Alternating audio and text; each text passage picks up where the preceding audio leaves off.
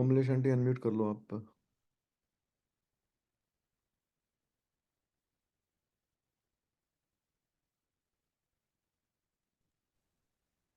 हो गया? हाँ जी, अब हो गया ये।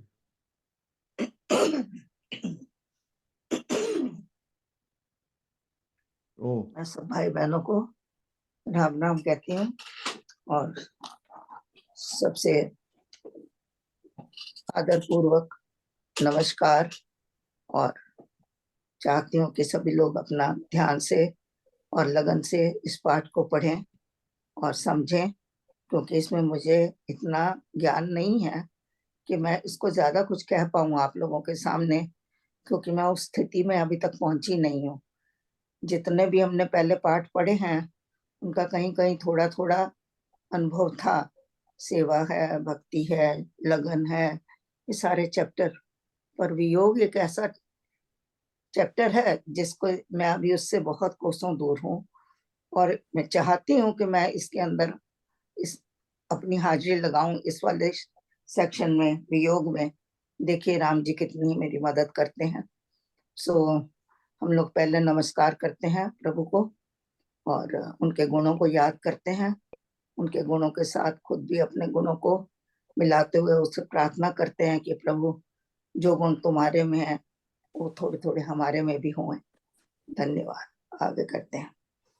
परमात्मा श्री राम परम सत्य कनेक्ट कितना आया हूँ की करान परम ज्ञानानंद स्वरूप सर्वशक्ति कुछ नहीं है व अद्वितीय अभी तो परमेश्वर आंटी परम दयालु वाधिदेव है, उसको बार बार नमस्कार नमस्कार नमस्कार नमस्कार। हाँ जी, जो भाई बहन इस स्थिति में है कि उन्होंने वो वियोग का अनुभव भी कर रहे हैं और स्पीकर तो ऑन है, लाइट तो ऑन चल रही है। ये क्या हो रहा है बीच में? Mohini aunty is trouble shooting something I look like. हाँ जी, प्लीज गो अहेड आंटी। हाँ जी, मैं ये कह रही हूँ कि वो लोग बहुत बड़भागी हैं जो इस वियोग चैप्टर को पढ़ते हुए अपने साथ उसको लिंक करेंगे, अपने आप को बीच में समझ सकेंगे वो किस स्थिति में है। सो अब हम लोग इसको शुरू करते हैं। पहले देखते हैं कि वियोग का अर्थ क्या है। जो अर्थ योग का है उससे विपरीत अर्थ जो है वो वियोग का है। योग का मतलब जुड़े रहना और अनुभव करना, उस जोड़ का, उस मिलाप का, उसको कहते हैं योग। और जब हम योग से अलग होते हैं तो हम उसको कहते हैं वियोग। और वियोग के अब हम लक्षण देखें तो उसके लक्षण क्या होते हैं। वियोग में जो आपकी कर्म होते हैं या कोई साधना होती है या जो भी आप चीजें करते हैं परमात्मा को पाने के लिए, आपके साधन सब खत्म हो जाते हैं। उसमें ना तो कोई साधन है ना कोई इतनी भक्ति है, बस भाव है। एक भाव है वियोग का कि हे प्रभु और तेरे से कैसे मिलूं, कब मिलूं, क्यों मिलूं। बस एक दूरी जो है वो भक्त को सताती रहती है। और जो ये दूरी है ये जो है एक भट्ठी के समान भक्त को तपाती है। ऐसे लगता है जैसे उसका शरीर जल रहा है, उसको चैन नहीं आ रही है, उसके अंदर कोई भी भक्ति करने की या कुछ और करने की इच्छा ही नहीं है। उत्साह खत्म है उसका बिल्कुल। अब वो परमात्मा के खाली भरोसे पर हो गया कि प्रभु जो कर तो अब तू कर, मेरे से कुछ नहीं होता, मेरे से जो होना था मैंने किया। मैंने भक्ति की, मैंने विश्वास किया, मैंने लगन करी। अब ये तड़प जो है ये तो तू दे रहा है ना। मुझे याद आ रहा है देव जी ने एक बहुत अच्छा भजन इसी के ऊपर लिखा था, मुझे चैन कहाँ प्यारे राम बिना, कि राम ही नहीं मिलते तो मुझे चैन कहाँ। हाँ जी, तो वो हम लोग अक्सर गाते हैं, लेकिन उसमें कभी हम लोग, पता नहीं, मैं तो नहीं इतना उसको वो अपने से तड़प लिंक कर महसूस पाती, करनी पड़ी है। पर जो लोग कर पाते हैं, मेरा उनको कोटि कोटि प्रणाम है, क्योंकि ये बड़ी ऊंची अवस्था है, बहुत ऊंची अवस्था है, और इस अवस्था में कोई कोई पहुंचता है। मैं एक जगह और भी पढ़ रही थी, हमारे दिल्ली में जो अम, स्वामी विश्वामित्र महाराज जी जो थे, अब तो नहीं है, उन्होंने कहा है कि तड़प पैदा करनी पड़ती है, भगवान को पाने के लिए तड़प को पैदा करना पड़ता है। मुझे तो समझ नहीं आई कि कैसे तड़प को पैदा करें, एंड बाद में अगर किसी को पता है कुछ तो इसके बीच में जरूर जोड़िएगा, बताइएगा उसका। तो इसमें जो है बस यही है कि ये एक तप है, ये तप है, और इसमें भक्त तपता ही रहता है, और तब तक तपता है जब तक कि उसे मिलाप नहीं हो जाता है, उसका योग नहीं हो जाता, तब तक वो तपता रहता है। ना उसको खाने की कोई सुध रहती है, ना उसको कोई पहनने की सुध रहती है, ना उसको घर बार की कोई सुध रहती है, और बस वो पड़ा है, और उसका दिमाग सिर्फ एक ही तरफ है, एक ही फोकस है कि मैं तेरे से कैसे मिलूं, प्रभु तू आ, मेरे को रास्ता दिखा, मेरे को अपने से मेल करा। तो इसमें स्वामी जी ने पदों में कई कई जगह लिखा है, उसमें देखिए, अगर आप देखें तो 9वां दोहा है, पढ़कर माया घोर में मैं वियोगनी होए, विरह वेदना झेलती रही निरंतर रोए। भक्त रो रहा है खाली, आहा, कुछ नहीं है क्या उसके बात। हाथ में, कुछ है ही नहीं, और देखिए उसको सिर्फ और कुछ नहीं आता, वो रो के भगवान को बस यही कह रहा है कि बस तुम मेरे को मिल। तो यहाँ सिर्फ उसकी क्या क्रिया है, धैर्य, सिर्फ धैर्य जो है वो रख कर बैठा हुआ है, और उसको कुछ भी नहीं है, कोई भक्ति नहीं कर रहा, कोई नाम नहीं जप कर रहा, कोई जा आ नहीं रहा, कुछ खाने पीने की उसकी इच्छा नहीं है, बस वो एक विरहीन जिसको कहते हैं ना, वो विरहीन बन के अपना जीवन जी रहा है। तो इसी तरह विरह का एक एक बार आंटी 9वां श्लोक एक बार फिर दोबारा से पढ़ो प्लीज। हाँ जी, हाँ 9वां है, पढ़कर माया घोर में आहा, मैं वियोगनी होए, आहा, विरह वेदना झेलती आहा, रही निरंतर रोए। क्या बात, ये क्या बात। या अब एक है, श्रृंगार नहीं करती है, देखिए आपका ये 23वां दोहा है, विरहीन काजल छोड़ दे तिलक रेख सिंदूर, प्रभु प्रीतम में पड़ी पाप ताप से दूर, पाप ताप में दूर, ये श्रृंगार न काम के करके महावियोग, खाना पीना ओढ़ना दिखे भारी रोग। इतना उसको खाना पीना ऐसे लगता है कोई रोग है, ये इसकी कोई जरूरत तो नहीं है। अब आप देखिए अहिल्या को, किस उसमें थी, काष्ठ बनी थी, स्वामी जी ने उसको काष्ठ लिखा है, लकड़ी की तरह, और तुलसीदास जी ने उसको पत्थर की तरह लिखा है कि वो एक पत्थर के रूप में थी। क्या मतलब है पत्थर, ये उसकी ये वियोग की अवस्था है, पत्थर बनी बैठी रहती है, कोई मतलब नहीं, संसार से कोई मतलब नहीं, कोई क्रिया नहीं हो रही है, शरीर में कोई हलचल नहीं है, कोई क्रिया नहीं है, कोई खान पान नहीं है, कोई श्रृंगार नहीं है। तो इस तरह के भाव जो हैं, और शबरी को देखिए, उसकी क्या क्रिया थी, रोज झाड़ू लगाती थी और सिर्फ इंतजार करती थी। धैर्य ही एक है वियोग का सबसे बड़ा शस्त्र, जो वाल्मीकि जी का पूरा शरीर ही दीमक ने खा डाला था, और वो फिर भी उस स्थिति में थे, राम के साथ वियोग में तड़प रहे थे। हाँ, और उसका उदाहरण देखिए, वो क्या कहते हैं कि उनके सारे अंग क्षीण हो जाते हैं, शरीर पीला हो जाता है।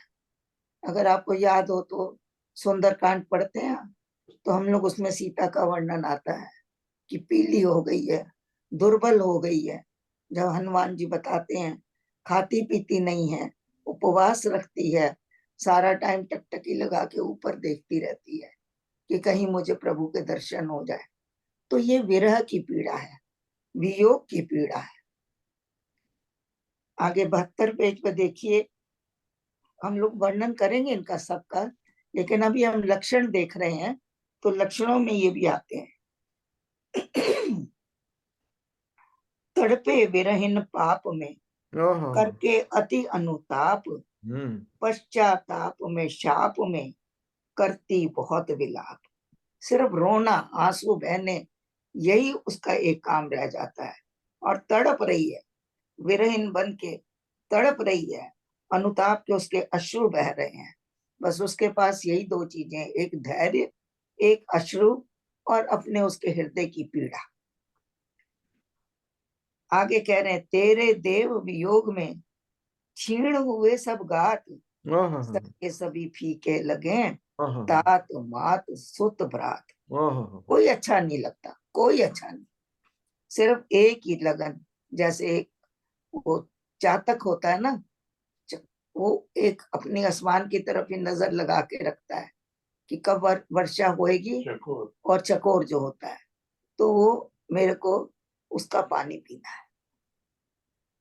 तो आगे है, वैरागिन है राम की, रहती बनी उदास। ये 29वां दोहा है। अनुरागिन हरि नाम की, लिए प्रेम संन्यास।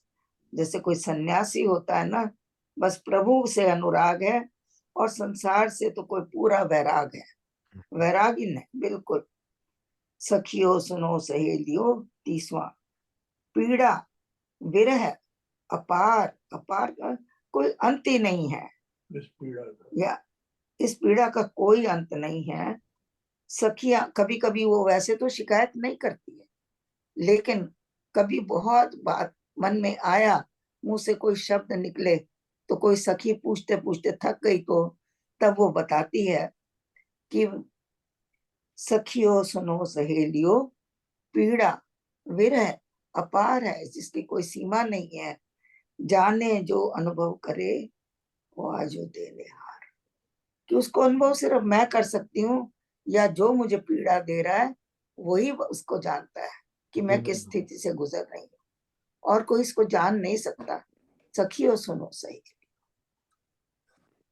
ये है विरहीन की दशा, और इसमें हमने आपको उदाहरण बताए हैं, सीता जी का, अहिल्या जी का, शबरी जी का।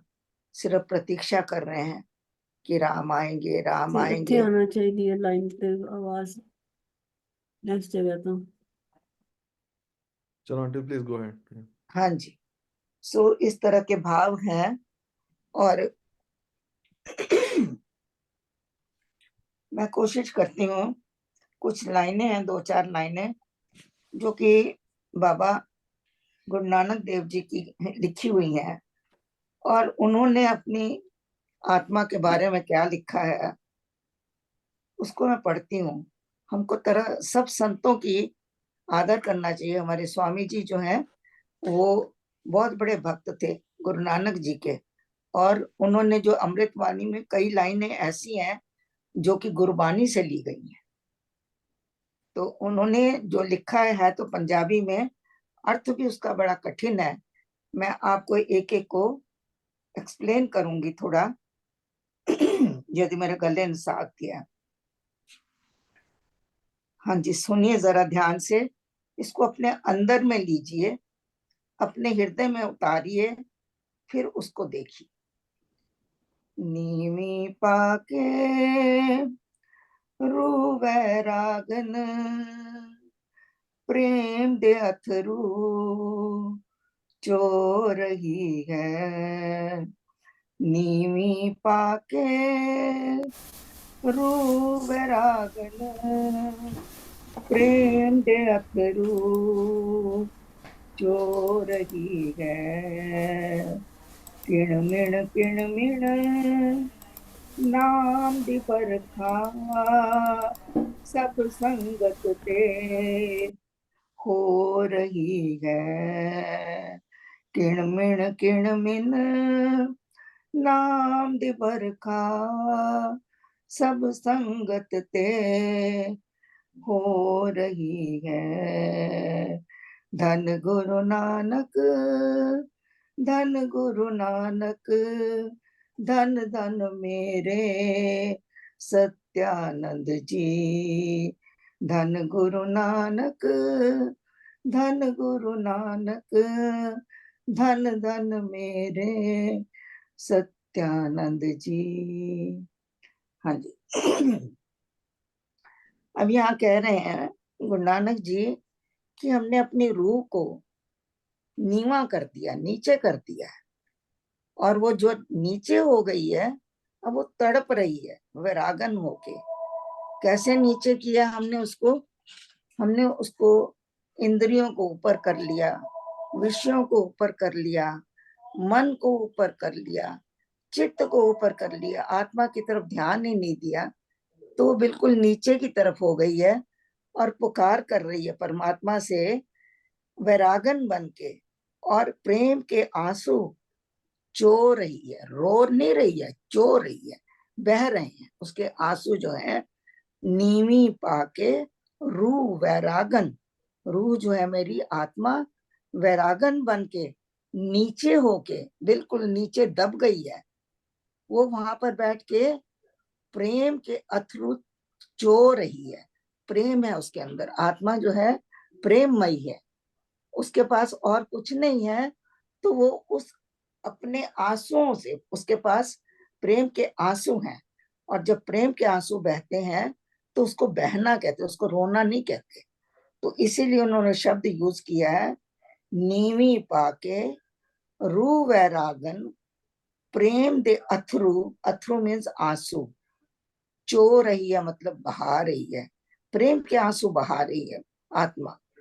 और क्या कह रही है? किणमिण किणमिण। किणमिण क्या होता है? जब बहुत हल्की हल्की बारिश होती है, आपके ऊपर पड़ती है, बहुत अच्छा लगता है, बहुत अच्छा। कोई कोई बूंद आती है, आपको गीला करती है, लेकिन उतना नहीं कि आप कष्ट होए। तो किणमिण किणमिण नाम दी वर्षा सब संगत ते हो रही। तो सोचिए हम लोग बैठे हैं, हमारे ऊपर नाम की वर्षा हो रही है, बरखा हो रही है, लेकिन हमारी जो रूह है वो वैरागन बन गई। एक दोहा और, एक और पढ़ती हूँ इसका, है तो उसमें कई सारे, बारी बारी बाद में लेंगे। तुपदा जंगल छालबदा है, जीवे छोटा बच्चा अपनी माँ लबदा है। तुपदा जंगल छालबदा है, जिमें छोटा बच्चा माँ लबदा है। किस मकसद दे लई संसार ते आए, एक दिशा लैण लई तेरे द्वार ते आए। बेचैन समय विच कोई दीप जलावो, जिंदगी तेरा टोह रही है। नीवा पाके रू बैरागन प्रेम दे अथरू चो रही है। किणमिण किणमिण नाम दिबर खा सब संगत ते हो रही है। सब संगत ते हो रही है। हाँ जी, मैं थोड़ा इसको एक्सप्लेन करती हूँ। ए तुपदा जंगल छा लबदा है, ये जो है संसार एक जंगल है जहाँ तपन है, धूप है, निरी धूप। यदि किसी जंगल में चले जाएं, वहां आपको कोई छांव की जगह नहीं मिलती है, कोई पेड़ भी ऐसा नहीं जिसके नीचे आप खड़े हो जाएं। तो जैसे आप तपते हो उस वक्त और दुखी होते हो, कहते हैं ये जगत जो है ये जंगल है, ये छां लबदा है, छां ढूंढ रहा है कि किसी तरह प्रभु मुझे तेरी ओट मिल जाए मुझे तेरी छांव में थोड़ा आराम मिल जाए। कैसे ढूंढ रहा है? जी में छोटा बच्चा अपनी माँ लबदा है। छोटा सा बच्चा अगर गुम हो जाए तो अपनी माँ को ढूंढता है। इसी तरह इस धूप के जंगल में हम परमात्मा तेरे को ढूंढ रहे हैं, तेरे को याद कर रहे हैं। किस मकसद से हम इस संसार में आए थे? किस मकसद लई संसार ते आए? एक दिशा लैण लई तेरे द्वार पे आए। हम एक, ये नानक जी की वाणी है, इसको महत्व देना, ये साधारण वाणी नहीं है।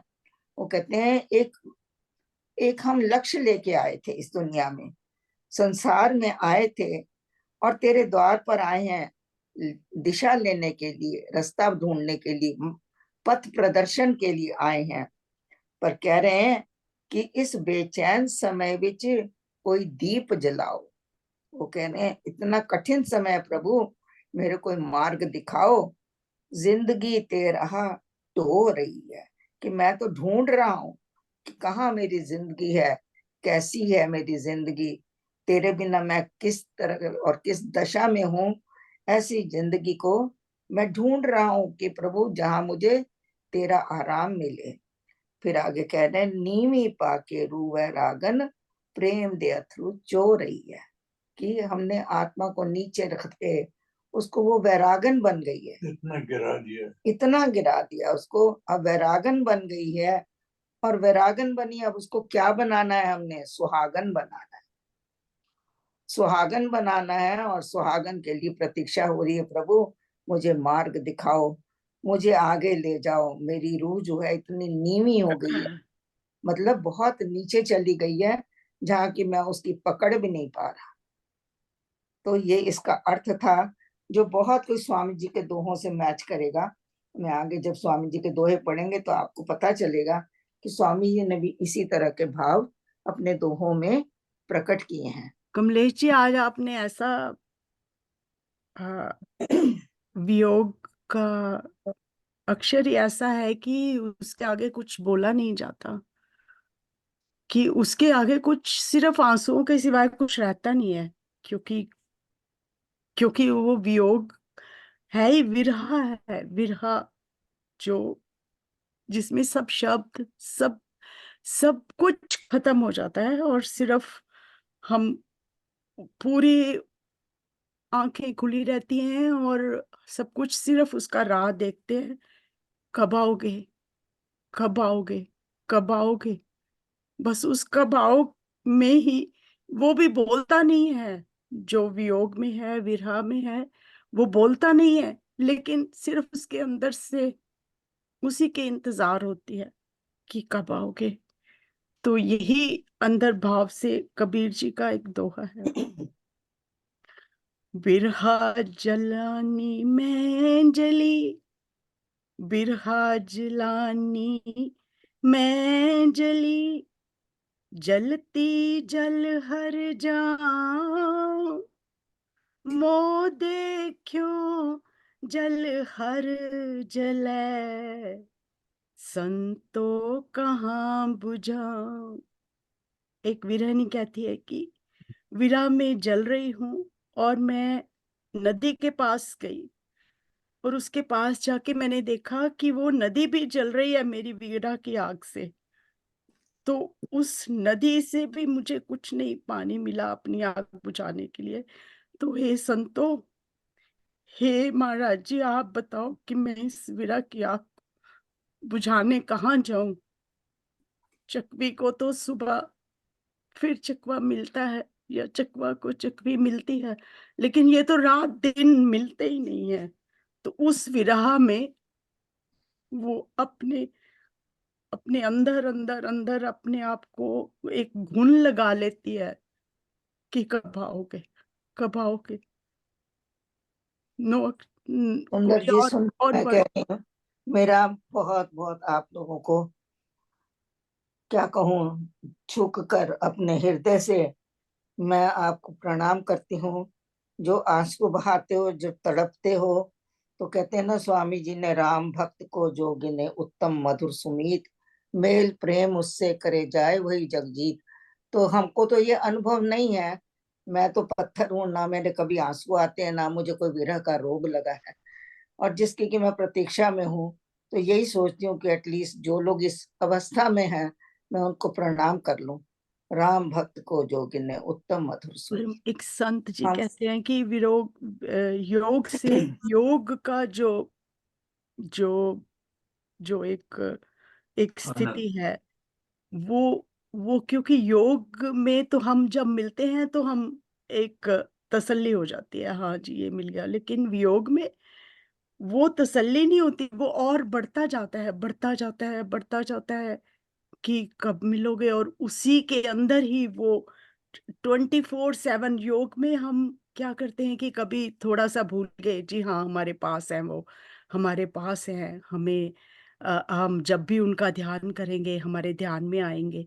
लेकिन योग में क्या होता है कि वो 24/7 आता है, कब आएंगे, कब आएंगे, कब आएंगे, अभी भी आंख नहीं लगनी चाहिए, कब आएंगे।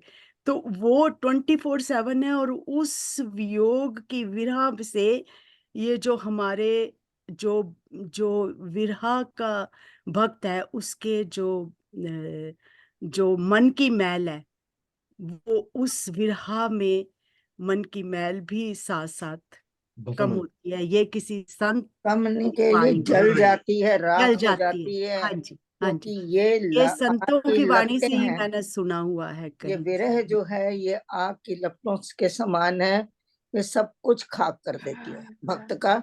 सबसे पहले तो उसका अहम चला जाता है, उसका अहम जाता है कि मैं नहीं हूं, मैं नहीं, जो कुछ है तू ही है, तेरी वजह से ही होगा, हुआ भी वही है जो तूने चाहा है, अब आगे भी वही होगा। तो पूरी तरह से जब भक्त थक जाता है, टूट जाता है, मर जाता है जिसको कहना चाहिए, पूरा और वो जल जाता है समर्पित ना हो अंदर से, जाता है, पूरे पूरे सब या कुछ हमारा जब जलता है, मन का जो अहंकार सब कुछ जब इस विरह में जलता है, तब कहीं जाके वहां सुनाई होती है। या तो परमात्मा भी बैठ नहीं सकता उस वक्त, नहीं, वो नहीं बैठता, वे वो कहता है एवरीडे अब भी नहीं मेरा बैठ भक्त। सकता कमलेश जी, वो एवरीडे भी नहीं बैठ सकता, या क्योंकि जितनी जितनी तड़प होएगी उसको उतनी तड़प होनी ही होनी है, बिल्कुल। कोई रोक नहीं सकता। क्योंकि ये ये पर कहते यह हैं है जो कि आग जिसको लगती विश्वास है हो, वही। विश्वास एक पर हो, जैसे द्रौपदी ने किया था।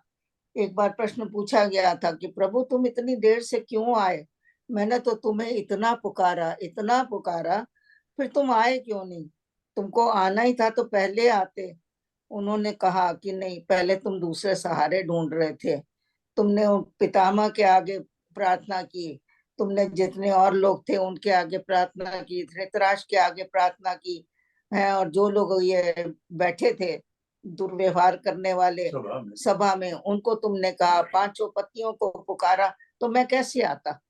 जब तूने मुझे पुकारा फिर मैंने देर नहीं लगाई। तो हमारा विश्वास ऐसा हुए तो दृढ़, तब देखिए परमात्मा आते हैं कि नहीं आते हैं। हाँ जी, और कोई?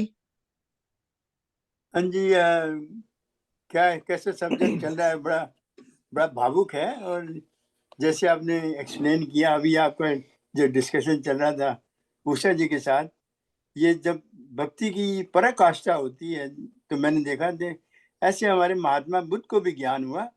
ये आत्मा जो परमात्मा एक तत्व ऐसा है कि जब हम विरह में जाते हैं, डीप विरह में जाते हैं, तो क्या होता है कि हमारे अंदर प्रकट हो जाते हैं परमात्मा। ये आत्मा का तत्व जो है हमें दिखाई देना पड़ जाता है, क्योंकि हमने सारे आश्रय हमारे छूट जाते हैं उसमें।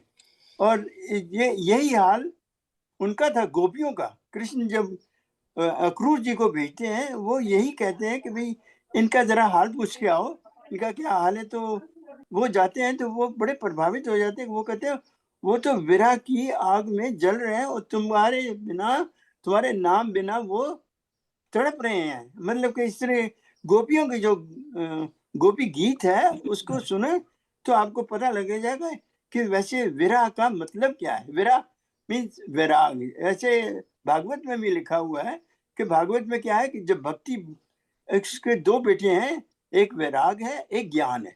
दोनों बूढ़े हो जाते हैं, मतलब कि उनके अंदर कोई ताकत नहीं रह जाती। तो नारद जी प्रकट होते हैं, तो नारद जी कहते हैं इनको भागवत की कथा सुनाओ, तो ये फिर से ये यंग हो जाएंगे।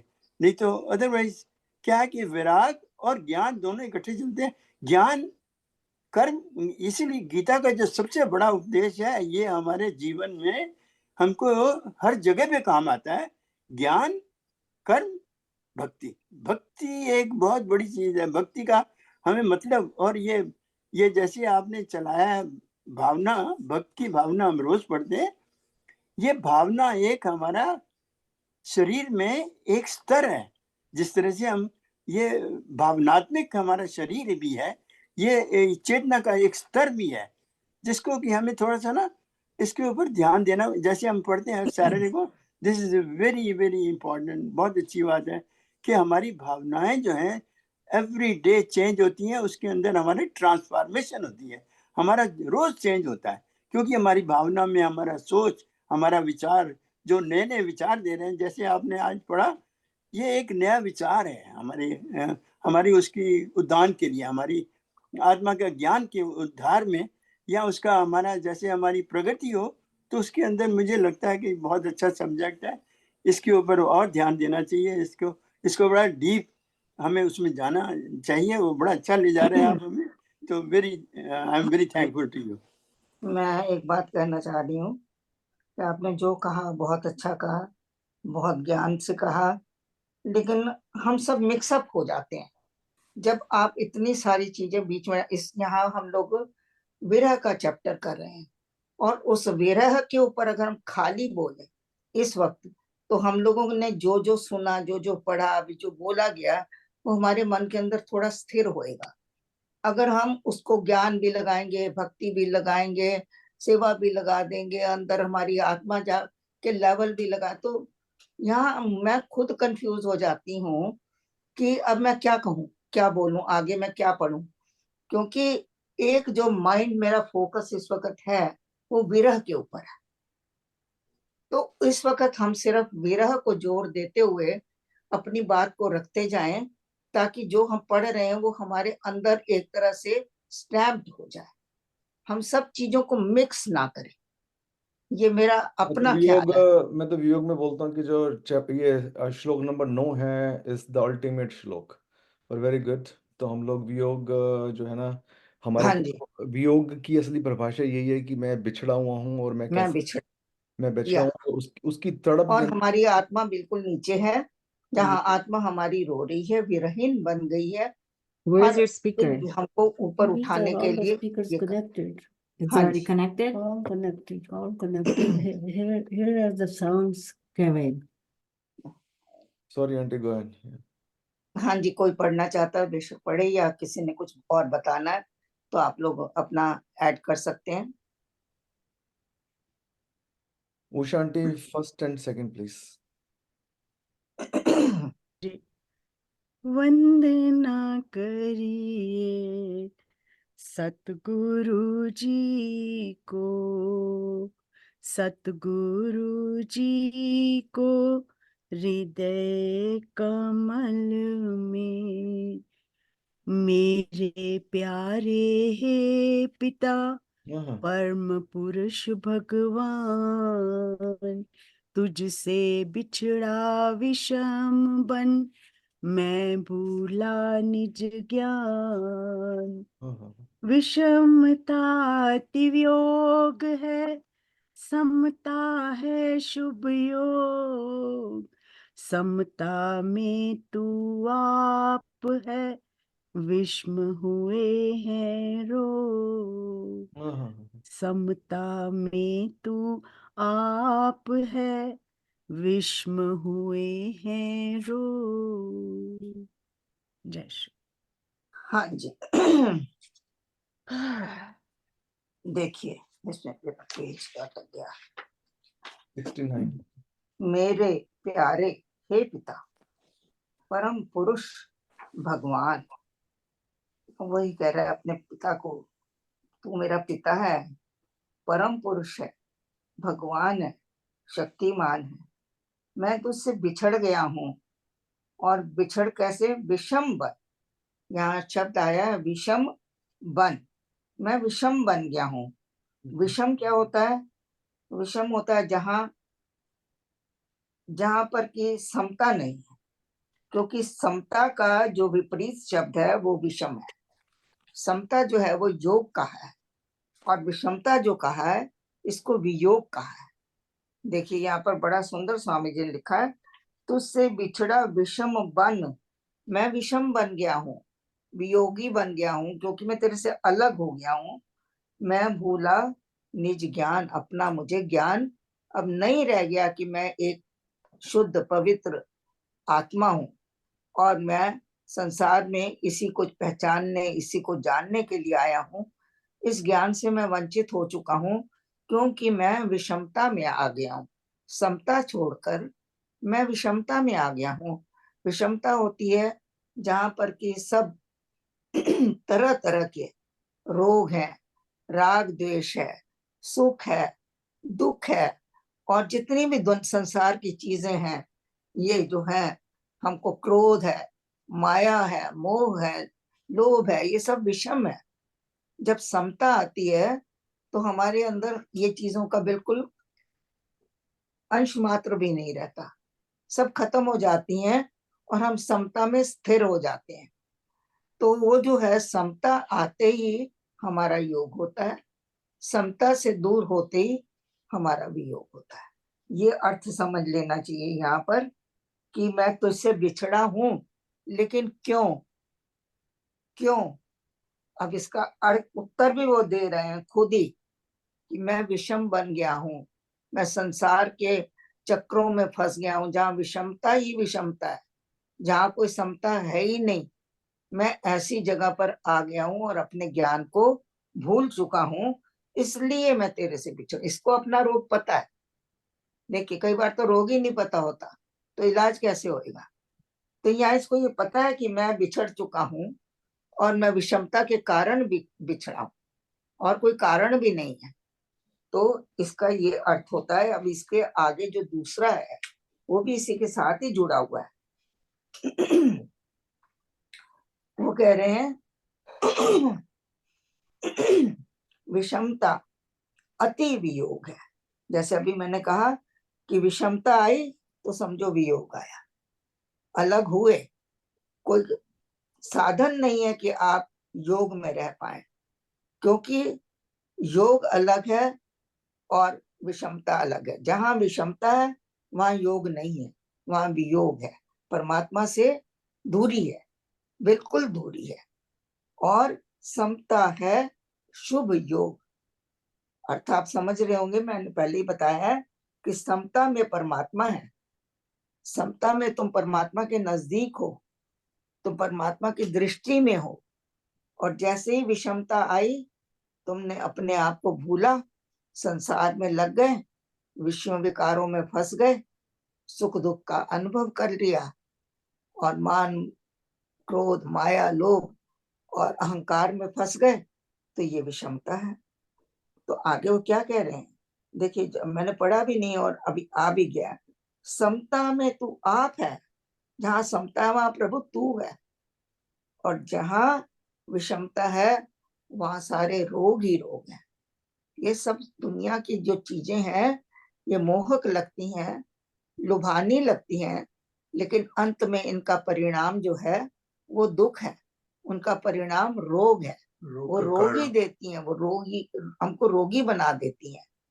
जो चीज हमको परमात्मा से दूर करेगी वो हमको रोगी बनाएगी। तो ये उनका है दूसरे का, समता में तू आप है, विषम हुए हैं रोग। जितने भी विषमता है वो सब रोग हैं।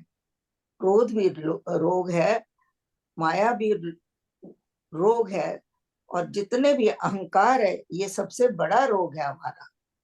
तो इन सारे रोग, जब हम सुख और दुख को अनुभव करते हैं तो ये रोग है हमारे लिए। तो प्रभु तुम इनसे, विषमता से मुझे दूर कर और मुझे समता में ला, जहां मैं तेरे नजदीक रह सकूं।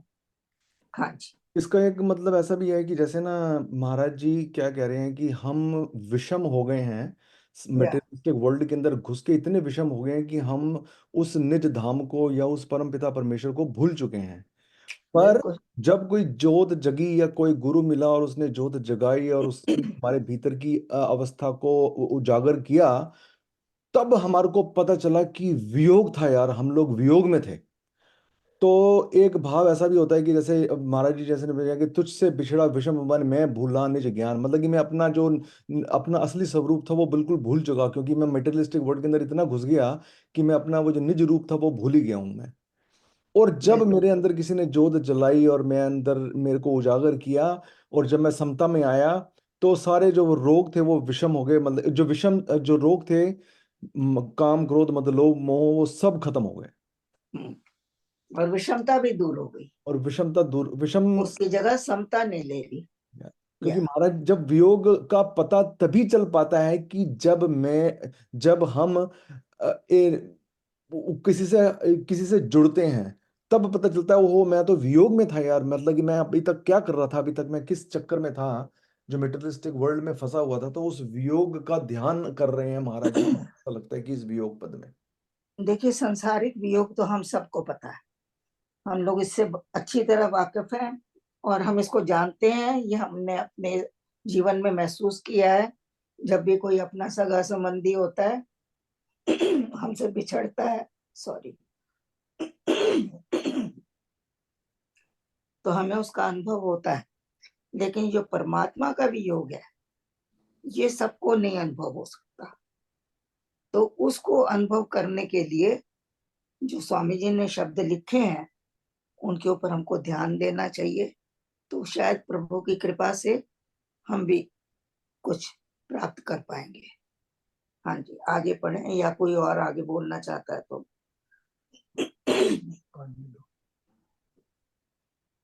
किरण aunty, third and fourth please.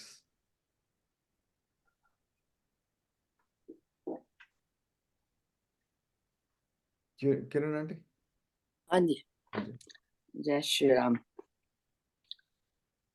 त्रिगुणमयी मायाति विषम कहे गुणवान, जिनमें तीनों गुण बसे वे ही माया स्थान।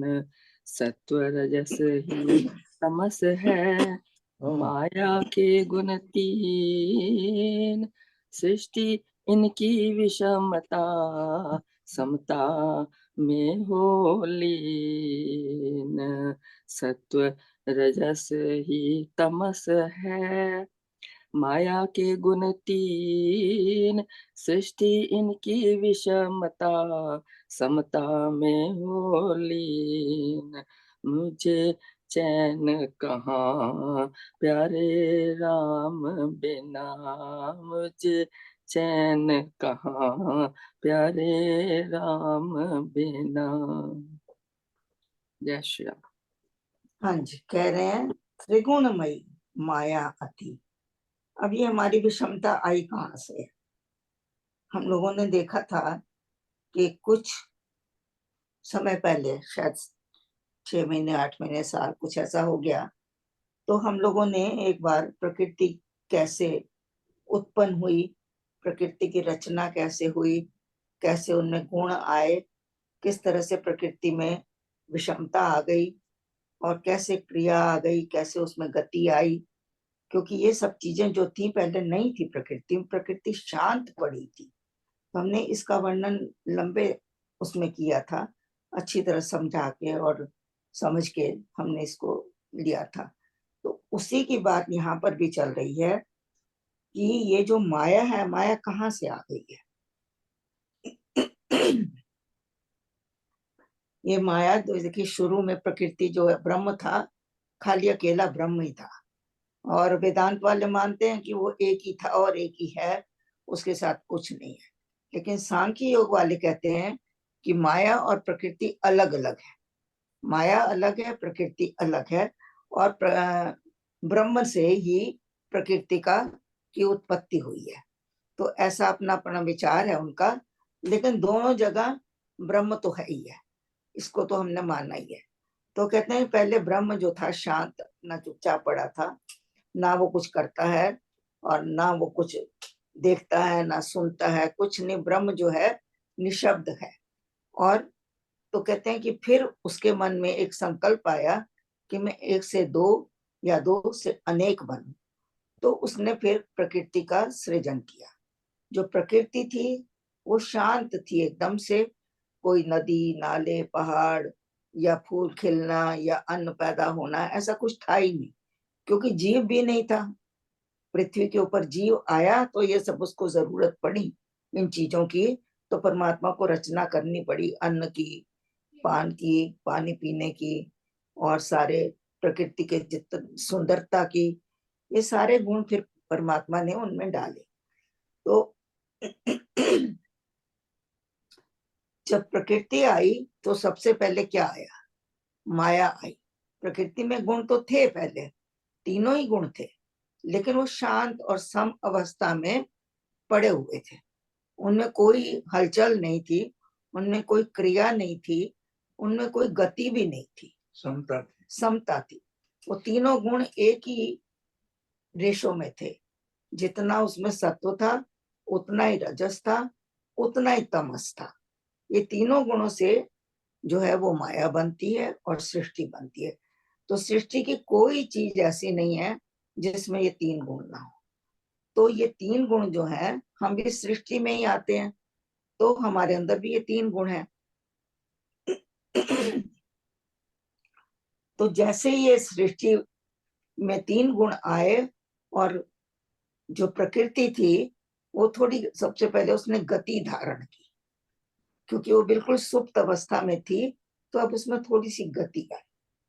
अब गति आई और जितने भी उसके जो गुण थे उनमें विषमता आ गई। वो जितने समता में थे कि जो सारे बराबर बराबर थे तो वो शांत थे, लेकिन जैसे ही सृष्टि की रचना हुई वो सारे जो गुण थे वो उलट पलट हो गए। कहीं सत्व ज्यादा हो गया, कहीं रजस ज्यादा हो गया, कहीं तमस बढ़ गया। तो इस तरह से जैसे ही वो गुण उल्टे सीधे हुए, उनमें विषमता आ गई, तो पूरी सृष्टि विषम हो गई। हमारा शरीर भी विषम हो गया, पूरी सृष्टि में तीनों गुण हैं वो भी विषम हो गई। तो ये विषमता कहाँ से आई? माया से। एक सेकेंड प्लीज, मुझे टाइम दे।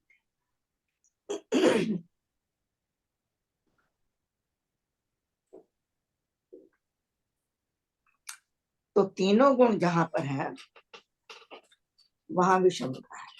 तो इसलिए स्वामी ये क्या लिख रहे हैं? त्रिगुणमयी माया अति, ये तीनों गुणों से जो भरी हुई माया है, इसी को विषमता कहते हैं। विषम कहें गुणवान। जितने भी गुणी जन लोग हैं, जितने जानकार हैं, जितने विद्वान हैं, जितने संत जन हैं, जिन्होंने परमात्मा को जाना है, वे सब बता रहे हैं कि ये माया का दोष है। जिनमें तीनों गुण बसे वे ही माया स्थान। जिनमें वहां पर तीनों गुण है, समझिए वहां माया ही माया है। तो सिर्फ एक ब्रह्म ही ऐसा है जो इस माया से पार है, और पूरी सृष्टि माया जो है वो परमात्मा के अधीन ही काम कर रही है। उसका अपना कोई अस्तित्व तो नहीं है इतना अलग से, क्योंकि परमात्मा ने उसको काम ही यही दिया है कि तेरे में गुण है, और उन गुणों से तू संसार को प्रभावित कर, और जो तेरे को पहचानेगा वो गुणातीत होएगा। आगे कह रहे हैं सत्व रजस ही तमस है, माया के गुण तीन। ये तीन गुण सत्व रजस और तमस है। सृष्टि इनकी विषमता समता में होगी। तो इनके आते ही सृष्टि में विषमता आ गई, और विषमता आते ही समता खत्म हो गई। समता में हो लीन। ये गुण जो है समता में लीन हो गए हैं, और समता की जगह विषमता आ गई। सो ऐसा इनका विचार है कि जो माया है यही विषमता का कारण है, और इसी में हम फंस गए हैं। हाँ जी, कोई और कहना चाहता है कुछ? मैं कुछ ऐड करना चाह रहा हूँ। मेन बात हम कर रहे हैं वियोग की। योग मीन्स जुड़ना और वियोग मीन्स अलग होना, बिछड़ना। ले रहे हैं हम माया की। सबसे पहली बात आती है फेथ की। फेथ जब आदमी को होता है तो मौन में भी बहुत कुछ समझ आ जाता है। फेथ नहीं होता तो जितनी मर्जी बातें हम कर लें उसमें कंफ्यूजन या गलतफहमी होती है। अब कोई कोई सिद्ध पुरुष हैं जो ये 3 गुणों से ऊपर उठे और उन्होंने समझा और समझाया। कुछ बाय बर्थ है, कुछ कंपनी से, ज्ञान से, भक्ति से सीख पाए। जैसे हम एग्जाम्पल लेते हैं बुद्ध का। बुद्ध ने ये कंक्लूजन निकाला कि इस लाइफ में सफरिंग ही सफरिंग है। दूसरा उन्होंने कहा इसका काज है जो अभी हमने पढ़ा। तीसरा उन्होंने बताया कि इसका निवारण भी है। अब बुद्ध जब पैदा हुए थे तो राजघराने में थे, शुद्धोधन थे उनके पिताजी राजा थे। तो वो शुरू से पैदा होते ही बाप तो ये चाहता है ना कि ये चक्रवर्ती राजा बने। यही राजाओं की ख्वाहिश होती है कि मेरे बाद कौन बैठेगा गद्दी पे। तो उसने बड़े बड़े ज्योतिषी बुलाए, क्या कहते हो भाई इनके भविष्य के बारे में। तो तकरीबन 6-7 बंदों ने कहा या तो ये चक्रवर्ती राजा बनेगा और या ये वीतरागी बन के सन्यासी होगा। लेकिन एक ज्योतिषी ऐसा था, इन्होंने 2 उंगलियां उठाई और कहा कि या ये या ये। लेकिन एक ज्योतिषी ऐसा था जो चुप बैठा था, यंग था, प्रभावशाली था और उसकी भविष्यवाणी गलत भी कभी नहीं गई थी। कोदन्ना शायद उसका नाम था। तो उसने पूछा तुम क्यों चुप बैठे हो। तो उसने एक उंगली उठाई और कहा ये तो सारे ही कह सकते हैं या संसारी होगा या सन्यासी, बड़ी बात कोई नहीं। इस केस में मैं दावे के साथ कह सकता हूं कि ये सन्यासी वीतरागी बनेगा और हुआ भी ऐसा ही। अब हमारे केस में तो कोई कोदन्ना आएगा नहीं बताने वाला। हम खुद ही एक फैसला करेंगे संसारिक बने कि सन्यासी बने, इधर जाएं कि उधर जाएं। और इस बात को समझना, क्योंकि कई लोग तो फौरन समझ जाते हैं। जैसे बुद्ध को उसके पिता ने हिसाब ही ऐसा बना दिया कि ना ये दुख देखे, ना इसे महसूस हो, ना इसे पता लगे। लेकिन एक ही बारी जब बाहर गया, जब उसने डेड बॉडी देखी, जब उसने बूढ़े आदमी को देखा तो सवाल उठा कि मौत मुझे भी आएगी, बूढ़ा मैं भी होऊंगा। तो it was a big thing for him. हम रोज देखते हैं, हम ये कहते हैं कि मौत तो दूसरे की है, मेरी तो आनी ही नहीं। तो जब भी कोई तकलीफ होती है, बूढ़ा तो दूसरा होता है, मैं नहीं होता, जबकि रोज हो रहे हैं। So the earlier we understand कि जो भी हम चीजें इकट्ठी करते हैं, घर बार, प्रेस्टेज, पद, ये एक दिन खत्म होना ही होना है पक्का। ये this is the biggest mistake. ये जब हम इसे भूल जाते हैं तो माया में जुड़ जाते हैं, ये 3 गुणों में, और परेशान होते रहते हैं। और जब हमें समझ आ जाए कि ये चीजें जितनी हमने मेहनत करी, मौत सबको मिट्टी में मिला देगी। समाजवादी जो हुई मौत, रिच हो, पुअर हो, गोरा हो, काला हो, सबको मिट्टी में मिला देना है। जब मिला ही देना है, पता ही है, तो इतनी मेहनत करो जिससे गुजारा चल जाए, ठीक है, खुश रहो, सुखी रहो। बाकी दिमाग, एनर्जी, सब कुछ इधर लगाओ। तो ये अल्टीमेटली उस बुद्ध का भी यही लेसन था, यही उपचार था कि राम नाम में जिस भी धर्म के आप आदमी हो उसमें लीन हो जाओ। यही चीज हमें स्वामी जी ने कही, राम नाम हो सदा सहायक। तो राम नाम में जुड़े तभी आपकी कसक और प्यार और लगन की भावना इसमें आएगी। तब आप जब जुड़ोगे तो आपके लिए मौत तो खेल की बात है, आई ना आई, कब आई, जब आई। तो फिर ये फिक्र चिंताएं भी कम हो जाती हैं, 3 गुणों से भी ऊपर उठ जाता है और धीरे धीरे धीरे धीरे लगन लग जाती है। और योग वियोग की बात की खाली समझ नहीं आती, खाली बातें हम नहीं करते, सुनाते नहीं, बल्कि जीते हैं उसमें। तभी वो कहते हैं सांस सांस से सिमर सुजान। जब आप जियोगे उसमें तो इफेक्टिव होगा उसका करना। Thank you.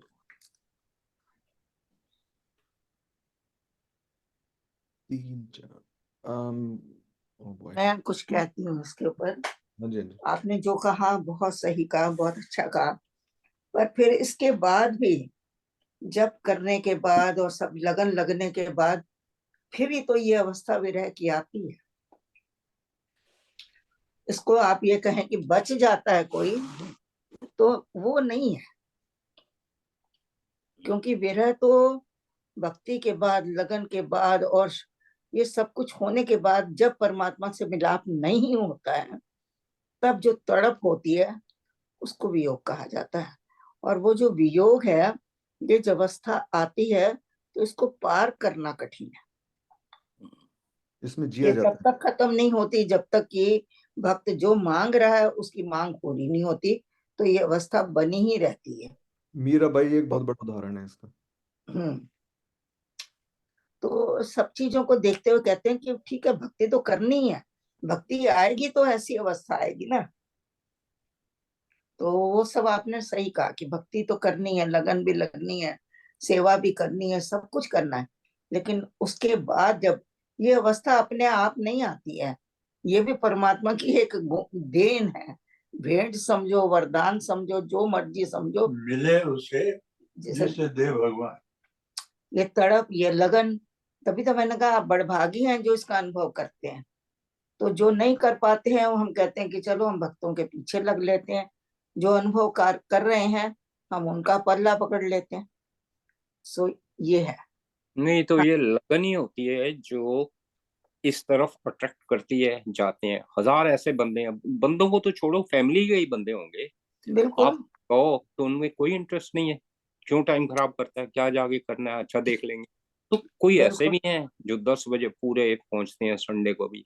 ये तो चलो आउटर है ना, आउटर आप गए ना गए, एब्सेंट हुई कि प्रेजेंट हुई, अंदर से अगर आप जुड़े हुए हो, राम नाम से जुड़े हो, आपको पक्का पता है कि सच्चा साथी जो हित करत रहता, तो साथी भी संगी भी जो है वो वही है, जीने में भी मरने में भी सच्चा। बाकी तो लिखा ही है स्वामी जी ने, मात पिता बांधव सुधारा, ये सब चीजें रह ही जानी है पीछे।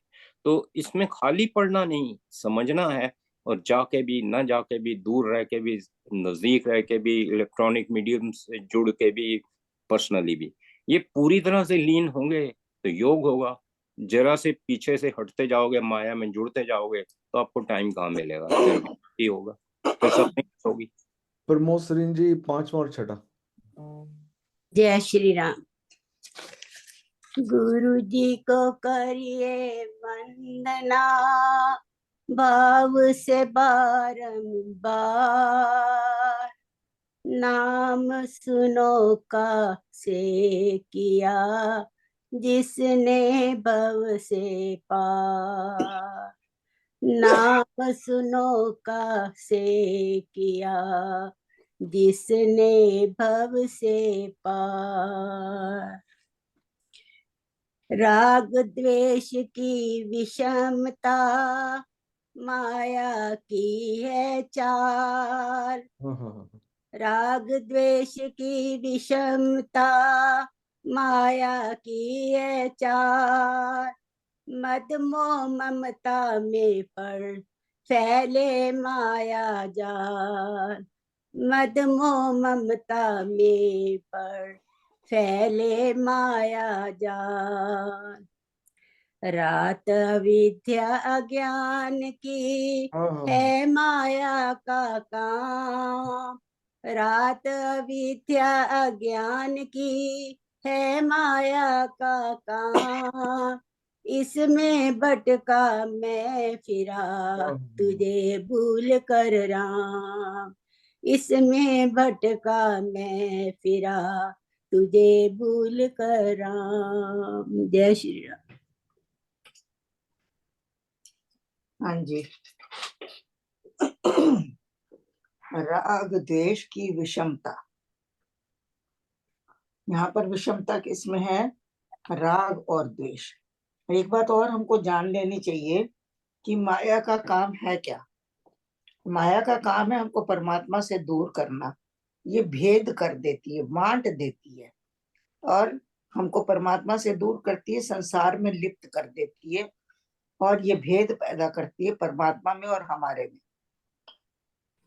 जीव और आत्मा को अलग कर देती है।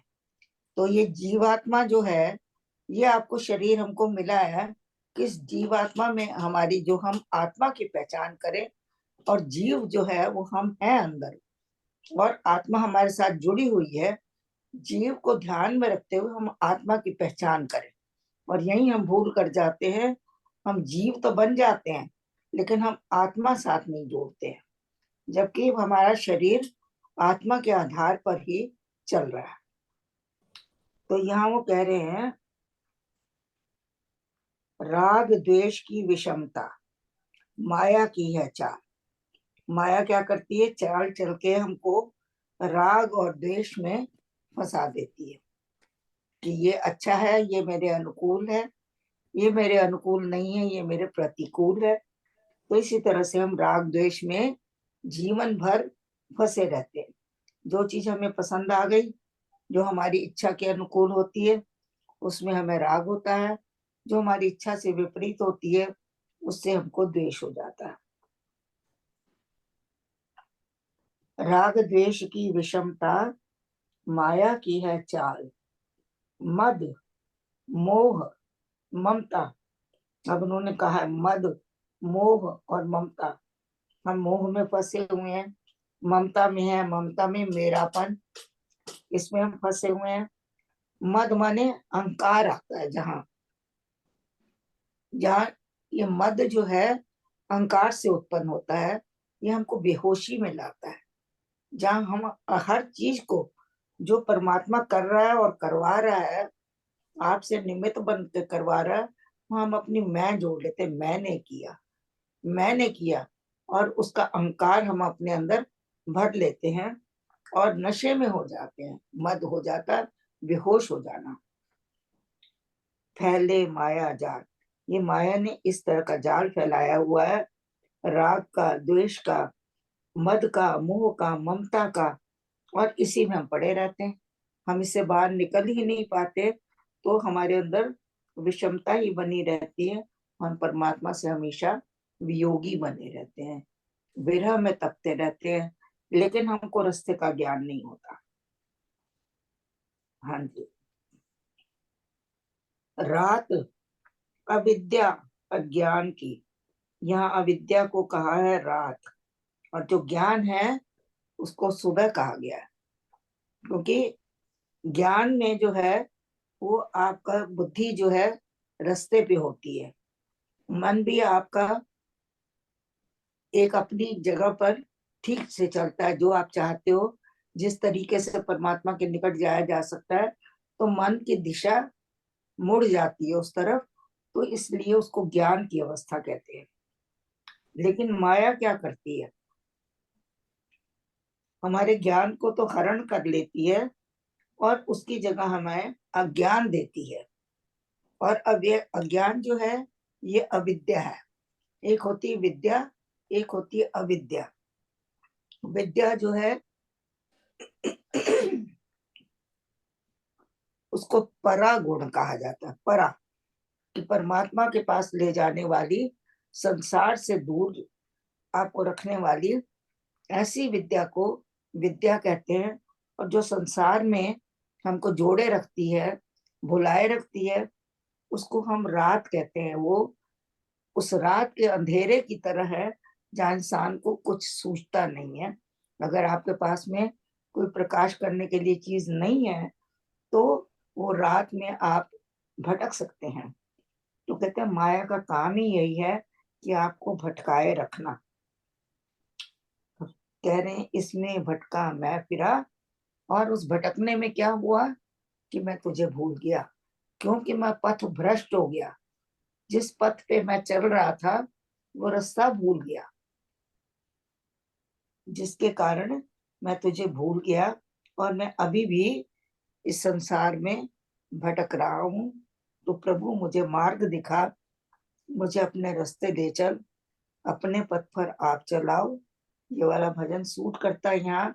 साधक जो है, भक्त जो है, यही प्रार्थना करता है। हाँ जी। आगे कोई anyone has any comments or Usha? मुझे सिर्फ एक चीज ऐड करनी थी। जैसे 3 गुण माया के हैं, ऐसे ही 3 गुण ब्रह्म के भी हैं। वो हैं सच्चित आनंद। हमें उसका भी इम्पोर्टेंस पता होनी चाहिए, ताकि हम माया से वैराग कर सकें और ब्रह्म की तरफ हमारा ध्यान चला जाए। बहुत खूब अंको, बढ़िया बढ़िया। Usha aunty 7 and 8 please. हाँ जी। माया मोह की मूर्ति मारीची रच खेल, छल बल से तब जन छले, होने पाए न मेल।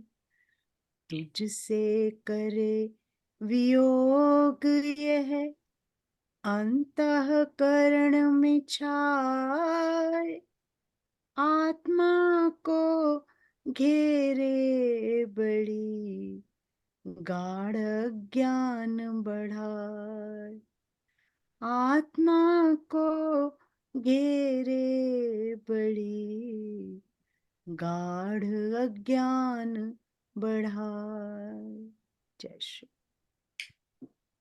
माया मोह की मूर्ति मारीची रच खेल। जिस प्रकार मारीची ने अपना एक खेल रचा और अपना मोहक रूप बनाकर सोने का हिरण बनकर प्रभु राम को और सीता को लुभाया उन्होंने, तो ये क्या था? ये माया का खेल था। और सीता माता उसमें उसके मोह में आ गई। माया मोह की मूर्ति जो ये है, ये मारीची की तरह है। माया जगह जगह अपना रूप बदलती है। जैसे भी किसी को कुमति में डालना हो, किसी को कुगति में डालना हो, संसार में लाना हो, तो ये अपने तरह तरह के रूप धारण करके मनुष्य को खींच लेती है और उसके पथ से उसको भटकाकर उसका चरित्र भी हनन कर लेती है। वो कह रहे हैं माया मोह की मूर्ति मारीची रच खेल। माया का भी रूप वही है जो मारीची है, तरह तरह के रूप धारण कर सकती है, उसके पास शक्ति है। छल बल से तब जन छले, फिर अपने छल से, अपने बल से, अपने रूपों से, सब तरह से ऐसा खेल खेलती है कि होने पाए न मेल। आपका मेल परमात्मा से हो ही नहीं सकता। अगर आप माया में फंस गए तो वो आपको निकलने ही नहीं देगी। ये कांटों की झाड़ी की तरह से है। एक तरफ पल्ला छुड़ाओ तो दूसरी तरफ से फंस जाता है, दूसरी तरफ से समेटो तो फिर कहीं और फंस जाएगा। तो माया से हम बच नहीं सकते हैं, लेकिन इसको हम ज्ञान की दृष्टि से अगर देखें तो इसको समझ सकते हैं, इसको जान सकते हैं, फिर हम इससे थोड़ा अपना किनारा कर सकते हैं।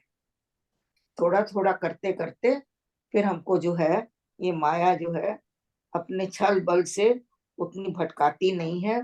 उसको पता लग जाता है कि अब ये मनुष्य जो है मेरे शिकंजे से बाहर है। फिर भी वो अंत समय तक अपना खेल खेलती रहती है, छोड़ती नहीं है, ताकि हमारा मेल परमात्मा से हो ही। तुझसे करे वियोग ये जो माया है तेरे से हमको अलग कर देती है, भेद कर देती है। पहले जो परमात्मा के साथ जुड़ा हुआ है वो बंदा, वो अभेद होता है, उसको कोई भेद नहीं सकता। उसको पता होता है कि मैं एक शुद्ध आत्मा हूँ, मैं परमात्मा का अंश हूँ, मेरा इसके अलावा कोई स्थान नहीं है, यही मेरी वास्तविकता है, यही मेरा स्वरूप है। लेकिन जैसे ही माया ने घेरा तब हम अपने स्वरूप को भूल जाते हैं, फिर तेरे से वियोग हो जाता है और फिर अंतःकरण में सिर्फ माया ही माया छा जाती है।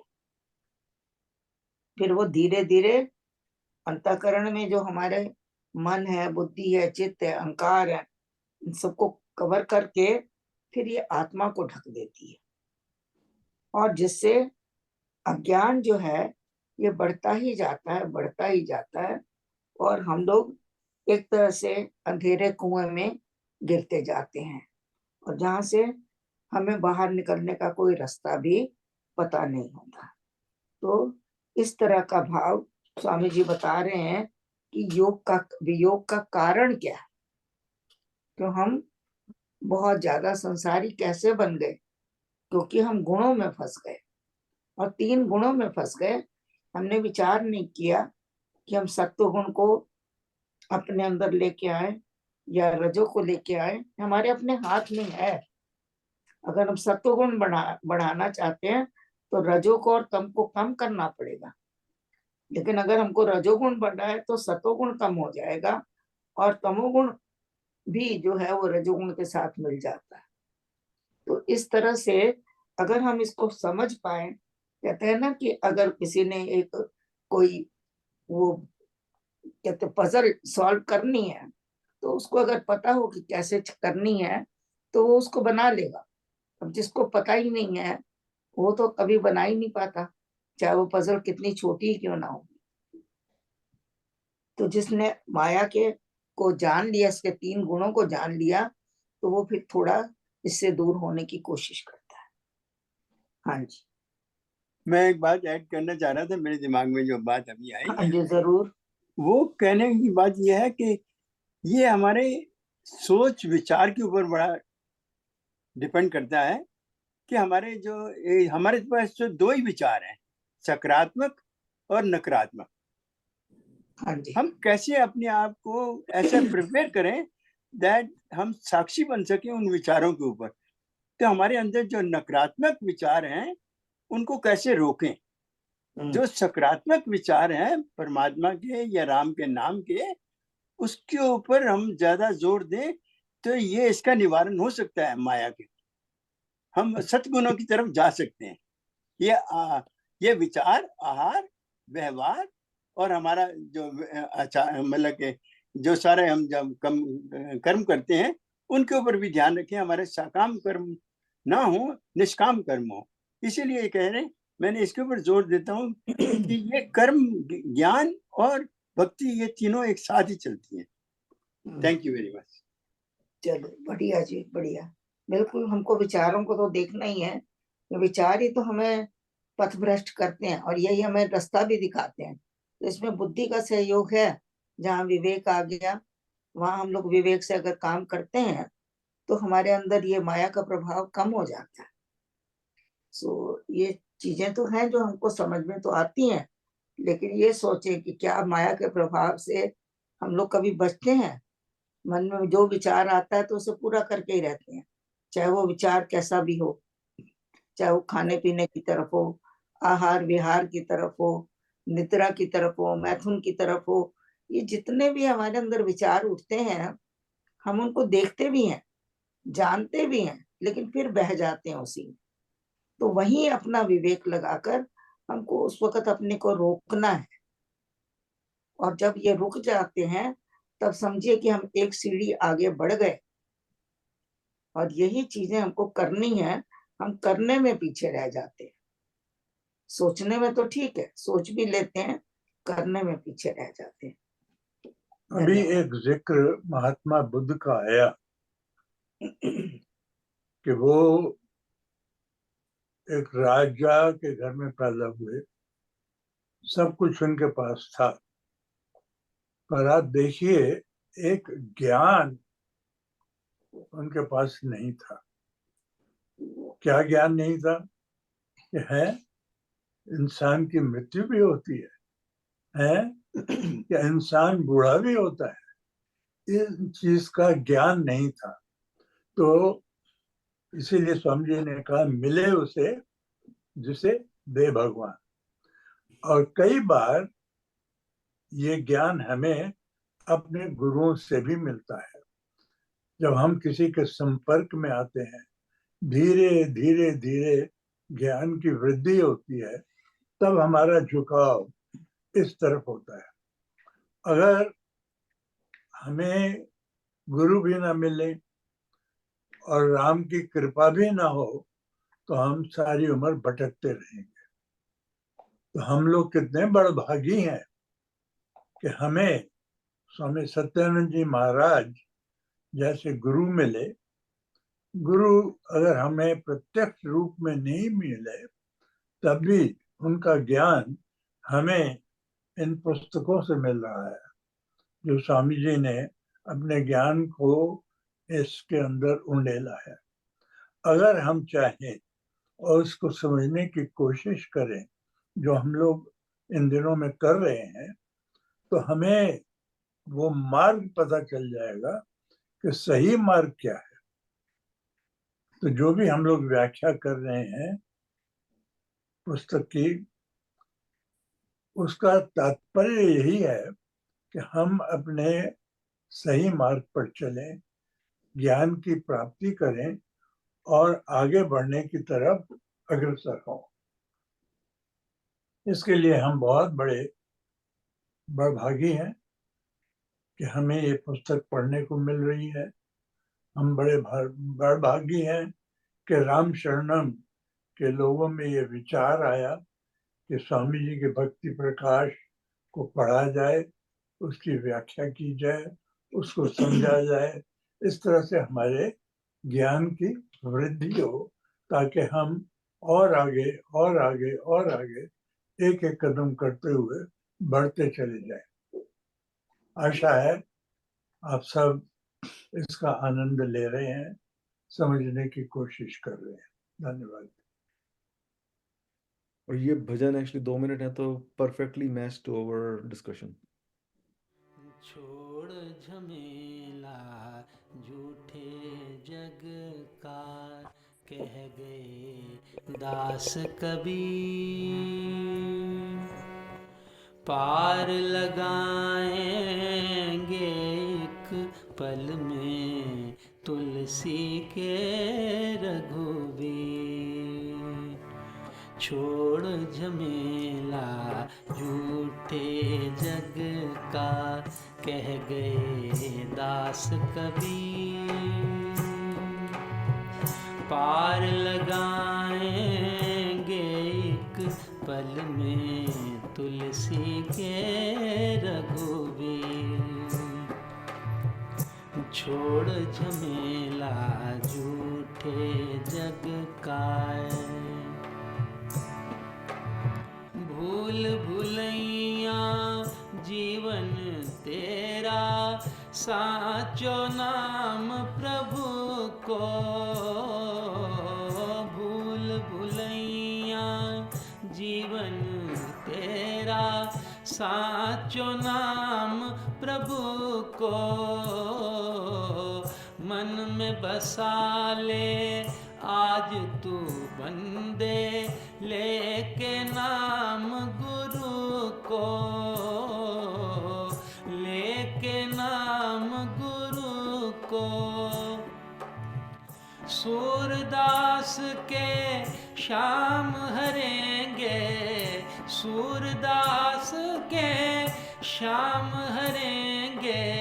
जन्म जन्म की पी हो।